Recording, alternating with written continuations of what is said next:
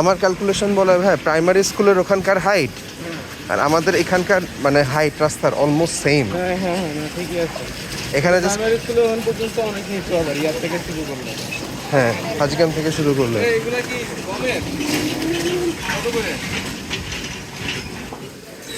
এখানে কয় কেজি আছে? 140 টাকা। কেজি 70 টাকা, তা গম আটার কেজি কত? কত করে? ওগুলো 25 টাকা রাখতে পারবা। আসছে এগুলো তো লাগে। হ্যাঁ?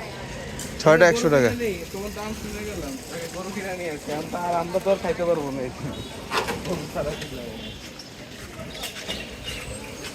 100 টাকা